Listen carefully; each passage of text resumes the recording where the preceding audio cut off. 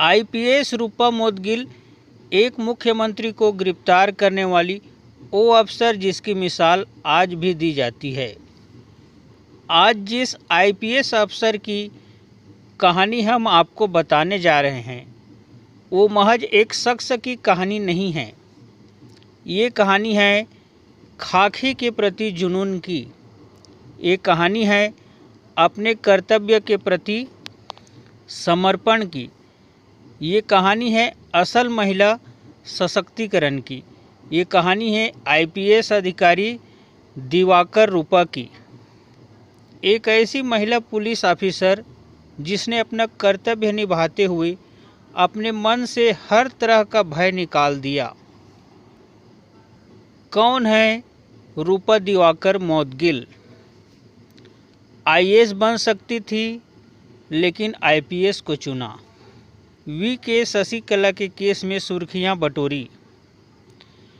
एक मुख्यमंत्री को किया था गिरफ्तार, जब लौटा दिया था अपना अवार्ड। साल 2017 तक 41 ट्रांसफ़र झेले। कौन है रूपा दिवाकर मोदगिल? रूपा दिवाकर मोदगिल कर्नाटक कैडर के 2000 बैच की आईपीएस अधिकारी है। इस समय रूपा दिवाकर बेंगलुरु में पोस्टेड है। यहाँ ये रेलवे पुलिस में इंस्पेक्टर जनरल के पद पर स्थापित है। इससे पहले रूपा ने home guard and ex officio additional general civil defence में ऑडिशनल कमांडेंट के पद पर थी। इसके साथ ही इन्होंने ट्रैफिक एंड रोड सेफ्टी विभाग में कमिश्नर पद संभाला। रूपा कर्नाटक जेल विभाग की डिप्टी इंस्पेक्टर जनरल भी रही। राजनीति में गहरी दिलचस्पी रखने वालों के लिए आईपीएस रूपा का नाम नया नहीं होगा। इनके नाम बड़े बड़े नेताओं के साथ जुड़े, लेकिन ये जुड़ाव दोस्ताना नहीं था, बल्कि इन सभी नेताओं के लिए एक तरह से काल साबित हुई। रूपा, फिर चाहे वो कभी मध्य प्रदेश की मुख्यमंत्री रह चुकी उमा भारती हो या फिर जयललिता की खासम खास शशिकला, रूपा ने किसी के साथ नरमी नहीं बरती। इसके साथ ही रूपा की एक विशेष पहचान भी है। आपको बता दें कि रूपा देश की पहली महिला पुलिस अधिकारी है जिन्हें 2013 में पुलिस डिवीज़न में साइबर क्राइम की कमान सौंपी गई थी। आईपीएस दिवाकर रूपा का जन्म कर्नाटक के देवणगेरे में हुआ। इनके पिता जे.एस. दिवाकर एक इंजीनियर थे जो अब रिटायर हो चुके हैं। रूपा का बचपन देवणगेरे में ही बीता।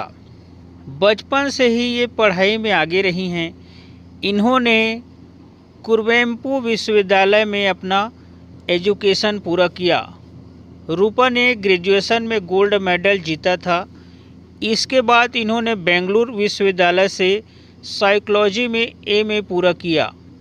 एमए के बाद रूपा ने नेट जेआरएफ का एग्ज़ाम क्लियर किया और साथ साथ यूपीएससी की तैयारी भी जुटी रही। आईएएस बन सकती थी लेकिन आईपीएस को चुना। रूपा का सपना था कि वह आईपीएस बने, इसलिए जेआरएफ में नौकरी मिलने के बाद भी वह यूपीएससी की तैयारी में जुटी रही। मेहनत रंग लाई और उस समय मात्र 24 साल की रूपा ने यूपीएससी क्लियर कर लिया, जिसके बाद इन्होंने जेआरएफ की नौकरी छोड़ दी। रूपा ने ये पहले ही तय कर लिया था कि उन्हें पुलिस सेवा को ही चुनना है। यूपीएससी में रूपा का ऑल इंडिया 43 रैंक आया था। इतने शानदार रैंक के साथ ही वह आराम से आईपीएस बन सकती थी, लेकिन इन्होंने आईपीएस ही चुना। एक मेधावी छात्रा और एक दबंग आईपीएस ऑफिसर होने के अलावा भी रूपा में अन्य कई प्रतिभाएं छुपी हुई है। रूपा एक बेहतरीन ट्रेंड भरतनाट्यम डांसर है।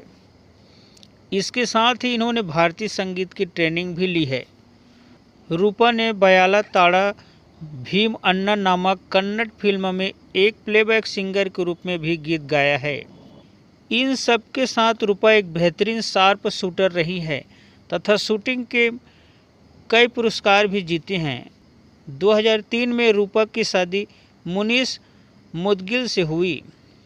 मुनीस एक IAS अफसर है। रूपा और मुनीस के 2 बच्चे हैं। रूपा की छोटी बहन रोहिणी दिवाकर 2008 बैच की IAS अफसर है तथा इस समय इनकम टैक्स विभाग में ज्वाइंट कमिश्नर के पद पर बनी हुई है। सही मायने में देखा जाए तो रूपा इस बात का प्रमाण है कि ये देश असल में अधिकारी ही सही से चला सकते हैं, बशर्ते इसमें राजनेताओं की दखल बंद हो जाए। रूपा को न अपने सीनियर अफसरों का डर है न राजनेताओं का। इन्हें सिर्फ ईमानदारी से अपनी ड्यूटी करना भाता है। अगर बात गलत सही की हो तो रूपा जवाब देने से नहीं चूकती, फिर सामने चाहे जो भी हो। VK शशिकला केस में सुर्खियां बटोरी।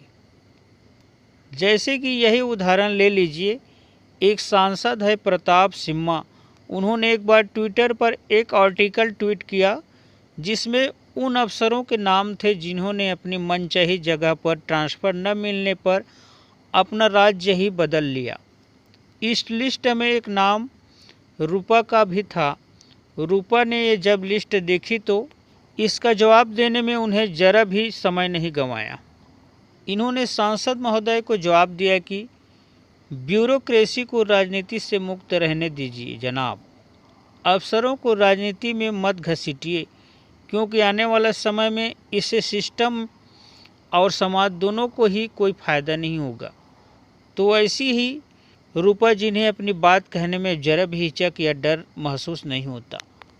वैसे तो रूपा का नाम ऐसे कई नामी लोगों के साथ जुड़ा जिनके खिलाफ इन्होंने मोर्चा खोला था, किंतु सबसे अधिक चर्चा में जो केस रहा वो था VK शशिकला केस। ये 2017 की बात है, जब शशिकला अम्मा यानी जयललिता की पार्टी AIADMK की जनरल सेक्रेटरी थी।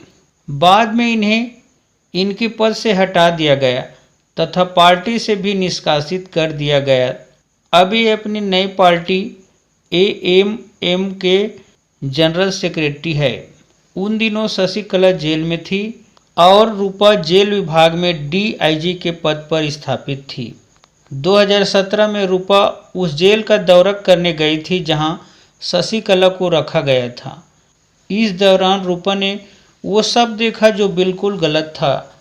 इसके बाद रूपा द्वारा एक रिपोर्ट सबमिट की गई जिसमें आरोप था कि शशिकला को जेल में VIP ट्रीटमेंट दिया जा रहा है।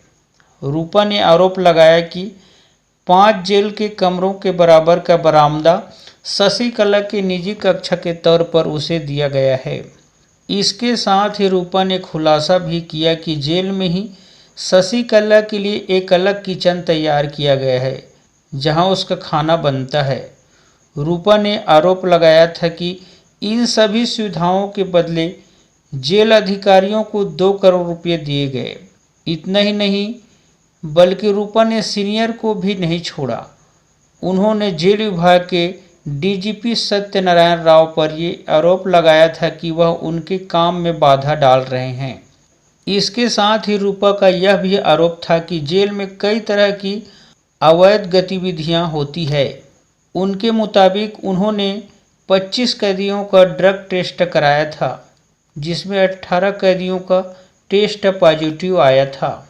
शशिकला केस के अलावा रूपा ने फेक पेपर स्टैम्प केस में दोषी पाए गए अब्दुल करीम तेलगी को मिल रही स्पेशल ट्रीटमेंट का भी भंडाफोड़ किया था।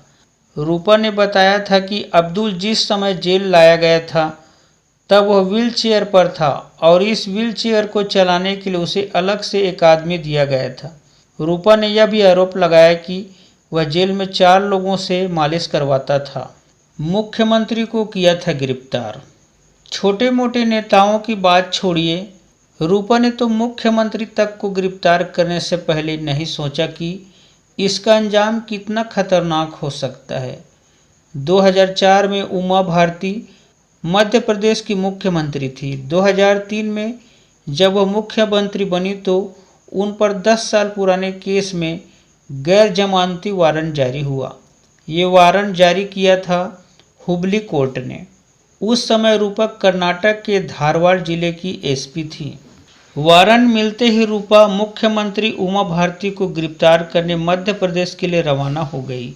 हालांकि गिरफ्तारी से पहले उमा भारती मुख्यमंत्री पद से इस्तीफा दे चुकी थी। उमा भारती पर सांप्रदायिक सौहार्द बिगाड़ने का आरोप लगा था। कर्नाटक के हुबली में 15 अगस्त 1994 को उमा भारती ने यहाँ की एक ईदगाह में तिरंगा फहराया था। इसी मामले में इन पर केस हुआ और 10 साल बाद इनके नाम से गैर जमानती वारंट जारी हो गया। इस वारंट के बाद ही उमा भारती को अपना सीएम पद छोड़ना पड़ा था। एक पुलिस अधिकारी के रूप में रूपा ने कोर्ट का आदेश माना और एमपी जाकर उमा भारती को गिरफ्तार कर लिया। आईपीएस रूपा के कारनामों की लिस्ट इतनी जल्दी खत्म कहाँ होने वाली है। 2008 में रूपा ने एक पूर्व मंत्री को गिरफ्तार करके राजनीतिक गलियारों में हलचल पैदा कर दी थी। उन्होंने पूर्व मंत्री यवागल को गिरफ्तार किया था। इसी केस में इन्होंने अपने सब ऑर्डिनेटर डीएसपी मसूटी को भी निलंबित कर दिया था। मसूटी पर यह आरोप थे कि उन्होंने लगातार यवागल से संपर्क बनाए रखा और उन्हें कई मामलों में बचाने का प्रयास भी किया। एक समय ऐसा भी आया जब कर्नाटक का हर नेता रूपा के नाम से अच्छी तरह वाकिफ हो गया। इसके पीछे एक बड़ी वजह थी, जब रूपा बेंगलुरु में डीसीपी के पद पर थीं तब इन्होंने 81 नेताओं की वीवीआईपी सेवाएं हटा दी थी। इन नेताओं की सुरक्षा में 216 गैंगमैन शामिल थे जिन्हें रूपा के निर्देश पर हटा दिया गया। इन नेताओं के लिस्ट में मुख्यमंत्री येदियुरप्पा भी शामिल थे। इतना ही नहीं बल्कि रूपा ने एक पूर्व मुख्यमंत्री से उन 8 नई एसयूवी गाड़ियों को भी वापस ले लिया था जो पुलिस विभाग की, लेकिन गैर सरकारी ढंग से उनका उपयोग पूर्व मुख्यमंत्री कर रहे थे। जब लौटा दिया था अपना अवार्ड। अच्छे कामों को बहुत कम सराहना मिलती है। ऊपर से जब आप पुलिस विभाग में हो तो आपको हर कदम पर खुद को सही साबित करना पड़ता है। ऐसे में अगर आपके कोई संस्था किसी पुलिस अधिकारी को अवार्ड देकर सम्मानित करना चाहे तो उस अधिकारी के लिए खुशी का पल साबित हो सकता है। लेकिन रूपा के साथ ऐसा नहीं है। वो अवार्ड लेने से पहले उस बारे में गहराई से सोचती है। अगर अवार्ड उनके मन को नहीं जंचता तो उसे लेने से मना भी कर देती है। रूपा ऐसा कर चुकी है।